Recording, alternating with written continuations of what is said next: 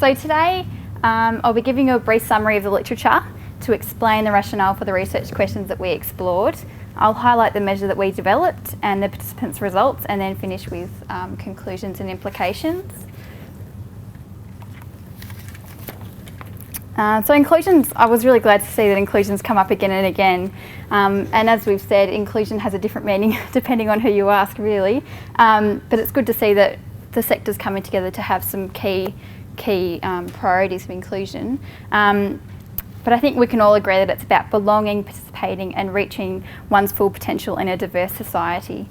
Early childhood community inclusion, which is including young children with disabilities in the wider community, so not just in kindergarten or childcare centres, is about giving young children equal opportunity to maximise their potential in all settings that they encounter, and supporting engagement in meaningful interactions between people with and without disabilities. And for real genuine inclusion to happen, we need the commitment of all community members. Significant people that share young children's environments need to become involved, as these stakeholders are critical supports to ensure the participation of young children with disabilities over time.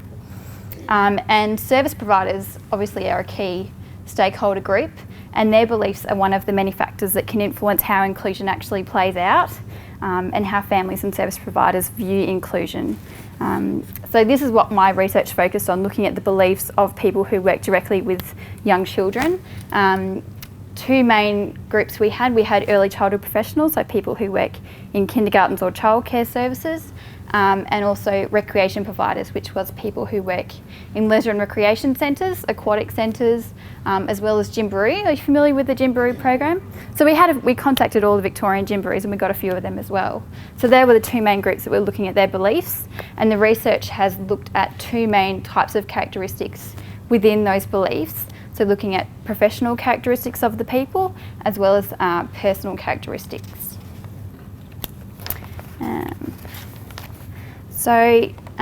This is just a list of the characteristics that are in the literature for looking at early childhood professionals' beliefs about inclusion.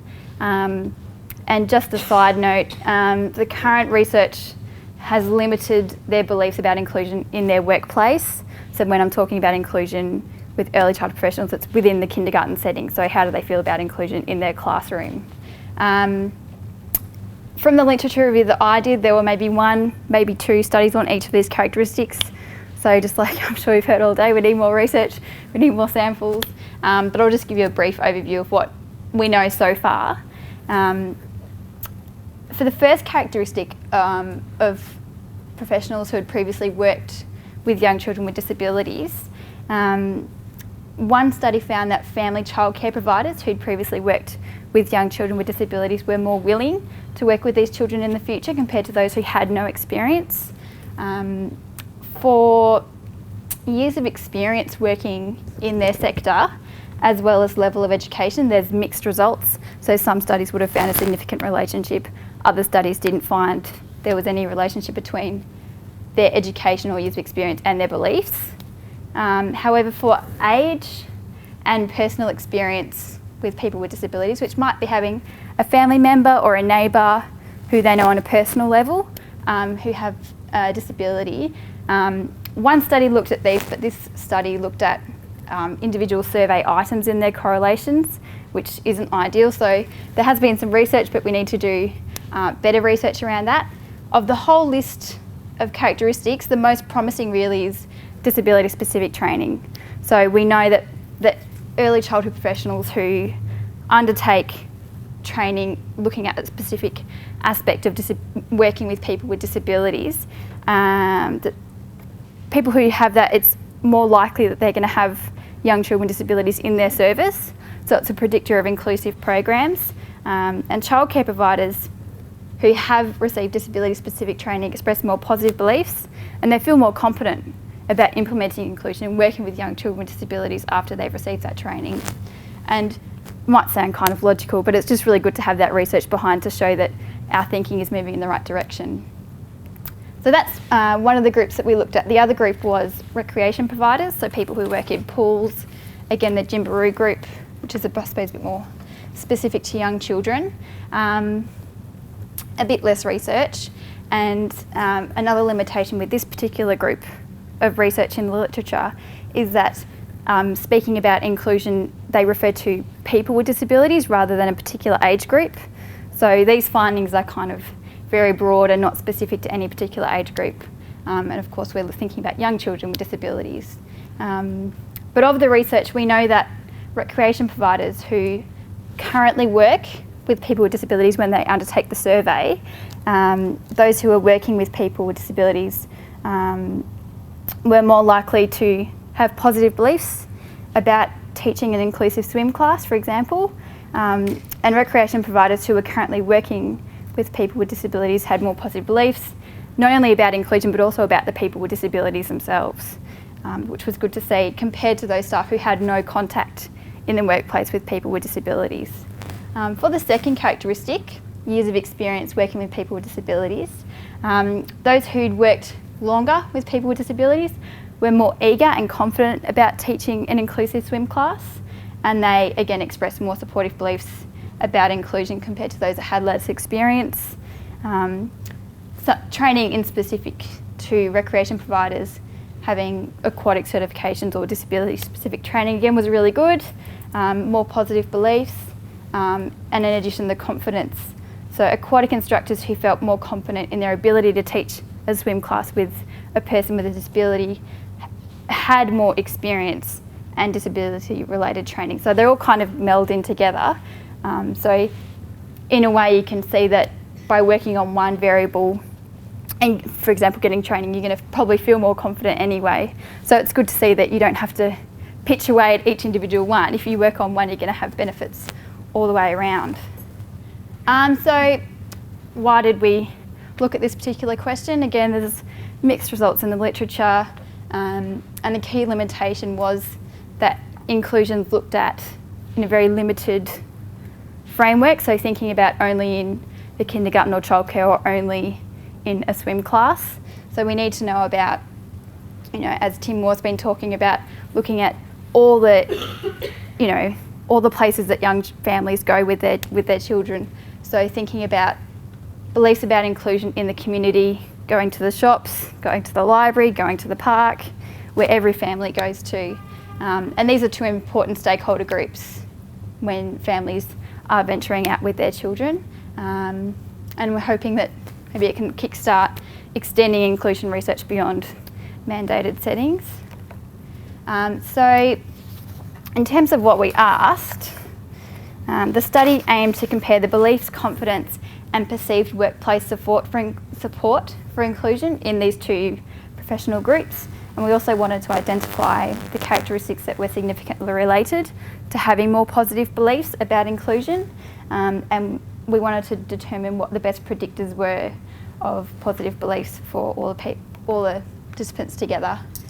Like I said, no one's really looked at community inclusion that I was aware of when I did my study, so we had to make our own measure, which we drew on current inclusion measures but tailored it to community settings. We looked at 5 subscales, 5 including demographics. And we had good to excellent internal consistency with, I don't know how much this would mean to anyone, but Cronbach alpha values pretty high, around 0.8, 0.9. So that was exciting. So this is, I suppose, the nuts and bolts of it really. This is what we found when we did the survey. We had 80 questionnaires returned, which I was very happy with, and pretty balanced between the two groups, which was good to see. The majority of both groups identified themselves as parents. 1 early childhood professional identified that they had a child with a disability, and 3 recreation providers had a child with a disability. And as you can see, they're pretty similar. There weren't any between group differences on the demographics, so most of them had worked with a child with disability before, slightly less in the past year. And most of them again had received at least one type of training in the disability sector, and less than half had personal experience with disabilities, but it's still good to see that numbers kind of half-half. It's reaching the 50%, so that's good to see that there are people out there with that personal experience that they're bringing to the workplace. So I'll clear this up for you so don't get confused looking at all the numbers.